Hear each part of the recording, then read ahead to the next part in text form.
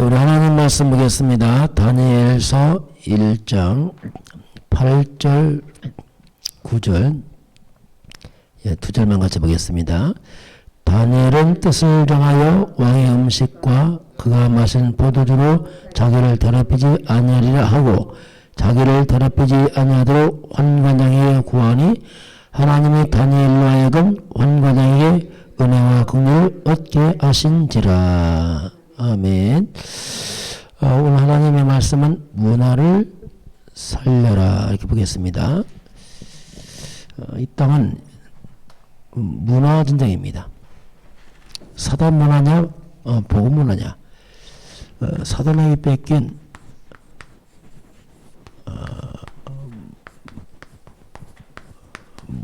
문화를 살려라.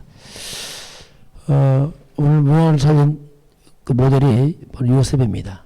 요셉이 어떻게 했는지를 한번 같이 보도록 하겠습니다. 먼저 요셉이 감옥에 간 요셉입니다. 감옥에 갈 때 허물로 간 게 아니고 누명수 가죠. 보디발 아내의 유혹을 거절하면 누명수가 이제 감옥을 가게 됩니다. 보통 이제 누명수 갔으면 뭐 당연히 억울하다 이렇게 말할 수 있죠. 왜 아무 잘못 없이 갔으니까. 이것이 이제 육신의 눈으로 보면 그렇습니다. 그러나 영적인 눈을 보게 되면 이것은 하나님의 중요한 계획입니다. 이렇게 이제 차이가 나죠. 영적이다는 말이 뭐냐면 하나님의 관점이란 말입니다. 하나님의 관점에서 보게 되면 하나님 중요한 계획을 좀 이루고 있는 언약의 여정이죠. 이렇게 이제 차이가 나죠. 요셉은 하나님의 계획을 알았습니다. 그러면 하나님의 계획을 알게 되면은 어떤 일이 벌어지냐면 이 어려운 문제가 왔을 때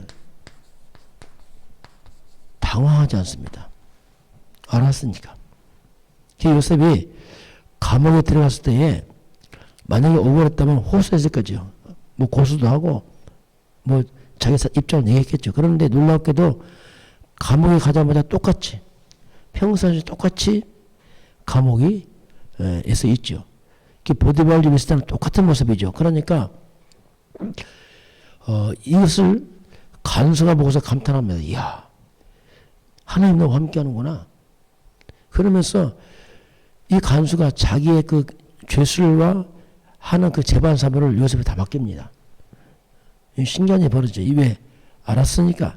자, 그래서 이처럼 감옥에 있던 모습이 창세기 39장 20절부터 23절까지 보게 되면은 그렇게 표현합니다. 이 감옥이 왕의 죄수를 가두는 감옥입니다. 다시 말하면 정치범 수용소죠. 여기서 하나님이 함께 하심으로 이렇게 나옵니다. 하나님 함께 하심으로. 그래서 간수에게 은혜를 입어. 이렇게 나옵니다. 그가 형통한 자가 되어. 이렇게 쭉 나오죠. 죄수의 몸으로 감옥 갔는데 형통하다 나옵니다. 하나님이 함께 하시고 나옵니다. 이게 위드 임마누엘 원니스인데 하나님이 나와 함께. 하나님은 요셉을 단 한 번도 떠난 적이 없습니다. 항상 함께 했습니다. 이걸 알았어요. 요셉의 누명쓸 때 하나님 함께 했습니다. 이걸 알았습니다. 억울한 누명쓸 때 하나님 함께 했습니다. 혼자 하지 않았습니다. 요셉이 감옥에 들어올 때에 혼자 들어오지 않았습니다. 하나님 함께 감옥에 왔습니다. 이게 중요하거든요. 그러니 하나님 늘 함께하는 가운데 이런 사건들은 분명히 하나님의 계획이 있는 겁니다. 하나님 실수로 하나님이 깜빡 조는 사이에 뭐 이렇게 했다. 절대 그러지 않습니다. 항상 함께 했어요. 이걸 알았어요. 그러니 요셉이 흔들림이 없는 거지요. 혹시 여러분 어려움 당하고 문제 있습니까? 하나님이 함께하고 있습니다. 억울한 일 당합니까? 하나님 함께하고 있습니다. 분명히 그 속에 하나님께 있습니다. 요셉은 그걸 알았어요. 그러니까 당황하지 않았습니다. 왜? 함께하니까. 뭐 억울하다 없습니다. 하나님 함께하기 때문에 분명히 하나님께서 언약 성취의 과정에 있는 그걸 알았어요. 이게 중요합니다. 자, 이 모습이 어디 나오냐면 똑같은 모습이 창세기 39장 1절 6절 보면 이 모습이 그대로 나타나고 있어요. 다시 말하면 요셉이 보디발의 집에 있으나 감옥에 있으나 똑같아요. 환경만 바꿨지. 창세기 39장 1절 6절 보면 똑같습니다. 여호와께서 요셉과 함께 하심으로 그 주인 보디발에게 은혜를 입어서 보디발이 그 모든 집안의 것을 요셉에 이임하고 보디발은 그것을 돌아보지 않았다. 왜? 완전 신뢰했죠. 그 형통한 자가 되어 그 밭에까지 보호받고 보디발 집에 있을 때나 감옥에 있을 때나 똑같아요. 환경만 바꿔지 똑같습니다. 이게 무슨 말이냐면 이것이 사람은 영적인 존재이기 때문에 그 사람의 영적인 상태가 모든 걸 좋아합니다. 영적인 상태가 바로 있으면 어디 가도 똑같아요. 근데 영적인 상태 무너지면 어디 가서 다 무너집니다. 호화라는 별장에 있어도 무너진다니까요.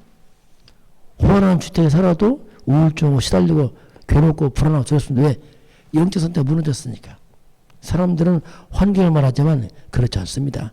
영적 상태가 모든 걸 좌우해요. 지금 내 모습이 나의 영적 상태입니다. 요셉이 감옥에 있는데 보세요. 완전히 하나님 함께하는 모습을 나타내잖아요. 이게 그래서 우리가 영적 상태를 회복하는 게 모든 회복의 비밀이에요. 환경을 바꾸려 하지 말고 영적 상태를 바꾸면 돼요. 그럼 어떻게 하면 바꿉니까? 바로 우리가 복음입니다. 복음을 지속해야 돼요. 계속 복음을 지속하면은 완전 바뀝니다. 각인뿌리가 바뀌죠. 상태가 바뀌는 거죠. 자, 그래서 이 감옥에서 이제 요셉이 왕의 직속 신하를 만납니다. 자, 이 보디발은 왕 호위대장이거든요. 근데 이제는 장관들을 만납니다. 떡 맡은 간수, 떡 맡은 장관, 술 맡은 장관을 만나죠. 장관급이죠. 쉽게 말하면 이제는 매일 왕을 만나는 사람 만나요. 매일 왕을 만나는 사람을 만나죠. 왜? 매일 술을 대접하니까. 이 보디발은 그래도 어쩌다 한 번씩 만나는데 이 사람들은 이제 매일 왕을 만나는 신하들이 이 감옥에 들어왔습니다. 이게 하나님의 계획이에요. 점점점 요셉 앞에는 애굽 왕과 가까운 쪽으로 뭔가 하나님이 인도하고 있는 겁니다. 이 사람들이 들어와서 꿈을 꿨습니다. 근데 꿈이 해몽을 못하는 거예요. 술 맡은 관원장, 떡 맡은 관원장이 꿈을 꿨는데 그 꿈대로 3일 후에 술 맡은 관원장은 복직을 하게 되고 떡 맡은 관원장은 죽음을 당합니다. 이때 요셉이 술 맡은 관원장에 부탁합니다. 당신이 나가면 나를 좀 기억해달라. 난 히브리 사람인데 난 잘못이 없다. 그 놀라웠게도 이 술 맡은 관원장이 복직하고 나서 그걸 잃어버렸어요. 신기하죠. 자기 동료는 죽었고 자기 살았거든요. 그 사실 요셉이 꿈 해몽은 듯 했거든요. 그럼 얼마나 이게 기억되겠어요. 그런데 잃어버렸어요. 성경은 뭐라고 말씀하냐면 요셉이 부탁했던 것을 갖다가 자 40장 14절 보게 되면은 요셉이 부탁합니다. 그런데 23절 보게 되면 요셉을 잊었다라 나옵니다. 이게 하나님의 계획입니다. 하나님 잊게 하신 거죠. 잊어먹은 것이 은혜입니다. 유괴물 때도 합니까? 괴로울 수 있는 사람이 특히 은혜를 잊고 다 잊어버렸다니 얼마나 욕을 하겠어요. 그런데 그게 은혜라니까요. 자, 이게 하나님의 시간표로만 합니다. 하나님의 시간표가 되지 않으니까 잊게 하신 거죠. 만약에 잊지 않았다면 큰일 날 뻔했죠. 잊어먹어야 돼요. 혹시 우리가 그래서 평상시입니다. 하나님의 시간표란 말은 뭐냐면 요셉이 때가 안 된 거야. 이제. 때가 돼야 돼요. 그리고 요셉의 개인에게도 뭔가 하나님의 시간표를 준비를 해야 된단 말입니다. 정치범 수용소에서 정치를 배워야 돼요. 자, 요셉이 보디발 집에서는 경제를 배웠어요. 경제대학이죠. 쉽게 말하면 지금 하면 이 정치범 수용소는 정치대학원입니다. 대학원 갔단 말이에요. 대학원 금방 졸업합니까? 2년 있어요. 2년. 요셉 2년 후에 나오죠. 이 하나님 시간표가 있어요. 우리가 어려울 때 막 문제 해결하려고 하지 말고 준비하시기 바랍니다. 예배 드리고 복음 속에서 날 준비하면 준비된 게 시간표거든요. 이런 시간들이 중요하죠. 자, 그래서 요셉이 가는 것마다 문화를 바꿨습니다. 보디발 집에서도 감옥에서 완전 바꾼 거죠. 가는 곳마다 그 작은 자리에서 하나님의 살아계심과 복음의 능력을 설명합니다. 이게 이제 우리가 증인이죠. 자, 오늘 하나님께서 자, 문화를 설명하겠습니다. 이 사탄 문화입니다. 이 땅은 사탄 문화거든요. 이 사탄은 딱 한 가지만 무서워합니다. 그리스도입니다. 그리스도에 절대로 사탄 두려워하지 않고 사탄 꺾이지 않습니다. 우리가 문화를 바꾸는 게 뭐냐면 사탄 문화를 바꾸는 게 뭐냐? 오직 그리스도예요. 이 사단 문화, 우상 문화, 흑암 문화를 바꾸는 게 뭐냐? 복음입니다. 그 복음 외에는 문화를 바꿀 수 없고 살릴 수 없고 이 사단은 그리스도 앞에서만 굴복합니다. 평강의 하나님이 속히 사탄을 너희 발 아래 상하리라. 그렇죠. 그리스도 앞에서만이 사단이 무릎을 꿇습니다. 자, 그래서 렘넌트에게 우리에게 먼저 복음이 먼저 각인돼야 돼요. 먼저 복음이 각인되지 않으면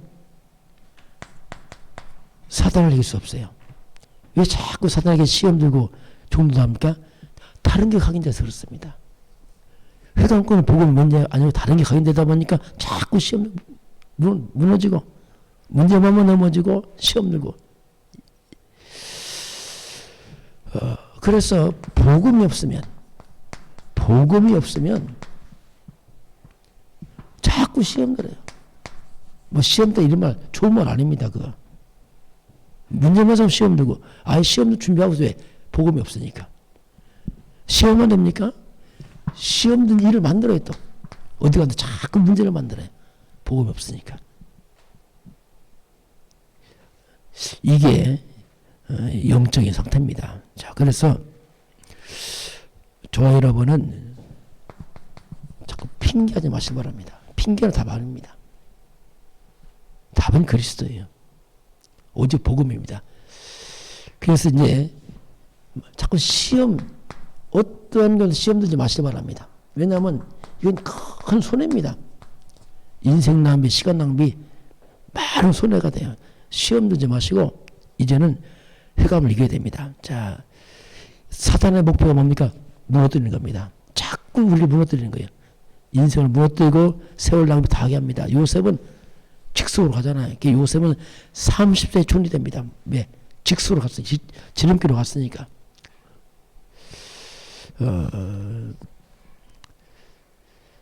우리가 자동차로만 하면 야 지금 이 자동차가 시속 몇 킬로냐? 야 대단히 빨리 가는구나. 대단하다. 아닙니다. 더 중요한 게 있어요. 아무리 빨리 가는 게 중요한 거고 정말 길이 맞냐? 이 길이 맞냐? 이거 점검해야 돼요. 사람은 빨리빨리만 서두릅니다. 아닙니다. 정말 내가 맞는 길을 가고 있느냐? 점검해 봐야 됩니다. 이게 무슨 말이냐면은 정말 하나님 말씀이 맞냐? 내가 정확한 하나님의 말씀에 인도를 받고 있느냐? 이걸 점검해야 돼요. 막무가내 빨리 간다. 위험합니다. 나중에 엉뚱한 길 가면 다시 돌아와야 돼요. 그럼 얼마나 인생 낭비 시간만 많이 되겠습니까? 정확히 말씀 속에 있느냐 이걸 항상 점검해야 됩니다. 그럼 정확한 말씀 속에 있으라니까 또 이제 여기서 헷갈려. 이제 내가 말씀 속에 있는가 하면 또 이게 뭐 지금 뭐 흐름을 잘 타고 있는 또 이제 육신적으로 뭔가 하는데 아닙니다. 말씀 언약 속에 있느냐 바른 말씀이 있느냐 할 때 딱 한 가지입니다. 항상 하나의 언약은 딱 한 가지입니다. 인류가 무너지자마자 바로 답을 내는데 그게 창세기 3장 15절 이게 언약입니다. 이게 말씀이에요. 그러면 여기서 하나님께서 여자의 후손을 말씀합니다. 성경 66권은 이게 성경 66권은 이 한 가지를 말씀하고 있습니다. 그래서 여자 예수는 오신다, 구약 오셨다, 신약 그분이 예수다. 이 딱 한 가지 얘기예요. 이거 잡으면 66권 성경 다 잡은 거 똑같습니다. 여자 예수는 그리스도입니다. 이걸 잡았냐 이거지 쉽게 말하면. 그게 근본의 근본. 자, 그래서 이 그리스도, 이 언약 이걸 잡지 않고 그리스도 언약 잡지 않고 열심히 뛰는 것 이걸 우리가 인본주의로 말하는 인본주의. 열심히 해요 막. 맞는 말하고 다 합니다. 인본주의입니다. 그리스도 없이 하는 것 이거 인본주의입니다. 그리고 이 언약 놓치고 그리스도 없이 언약 놓치고 하나님 말씀을 잡고 있는 것 이게 율법주의예요. 맞는 말은 율법이에요. 사람 다 죽입니다. 고통 주고 맞는 말에 계속 근데 생명 없는 틀린 말 하고 있어요. 얼마나 착각해. 맞는 말 하면서 바리새인 모세 얼마나 맞는 말 합니까? 계속 틀린 말 하고 있어요. 예수님 독사의 자식이라 하잖아요. 이거 없이 체험하는 거, 능력 행하는 거 이게 신비주의입니다. 그래서 열심히 착각하면서 능력 체험하면서 나중에 무너집니다. 한마디로 이게 뭡니까? 이거 바로 헛수고죠, 헛수고. 그런 일을 할 수 있습니다. 자, 그래서 이것이 바로 교회가 문을 하는 이유입니다. 성도들이 무너진 이유지요. 언약 놓치고 엉뚱한 거지요. 자, 그래서 이제 이 그리스도 언약 잡고 모세가 지팡이로 홍해를 갈아버립니다. 자, 이게 중요하죠. 모세가요 아무것도 지팡이 하나로 홍해가 갈아집니다. 이게 뭐겠습니까? 모세가 창세기를 기록했습니다. 그게 지팡이 아니죠. 창세기 3장 15절 언약 잡은 모세가 홍해가 뭡니까? 창세기 3장 아닙니까? 인생이 막을 가릴 수 없는 홍해를 갈라버리잖아요. 같은 말이에요. 또 다윗이 이 그리스도 언약 잡고서 그 돌멩이로 골리앗을 무너뜨려요. 이 돌멩이 뭡니까? 바로 그리스도입니다. 창세기 3장 10절 그리스도 언약 잡은 돌이 어떻습니까? 골리앗 완전 창세기 3장 사탄 서비 무너지잖아요.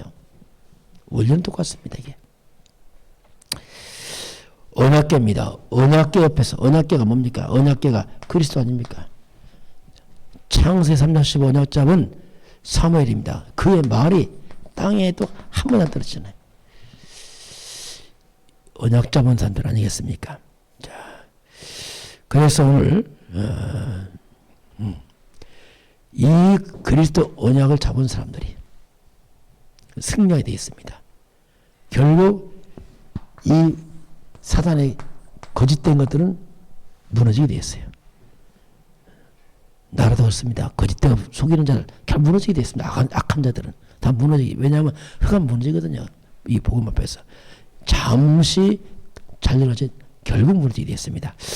자, 오늘 하루도 저와 여러분이 흑암문을 살리는 증인들입니다. 뭐 무난한 대단한 게 아니고 우리가 창세기 3장 15절 그리스도 언약 잡으면 가는 곳마다 흑암문은 무너지고 학원으로 해서 요셉처럼 세상을 변화시키는 증인도 좀 있습니다. 같이 한번 기도하겠습니다. 하나님 감사합니다. 저희들이 흑암 문화를 복음으로 바꾸는 증인서들을 축복하여 주옵소서. 지금은 주 예수 그리스도의 은혜와 하나님 아버지의 놀라우신 사랑하심과 성령의 인도하셔 충만케 하심이 오늘 주 앞에 경배하는 모든 백성들 머리 위에 이 나라의 민족과 저 북녘 땅 위에 몸된 교회 위에 지금부터 영원까지 함께 있을지어다. 아멘.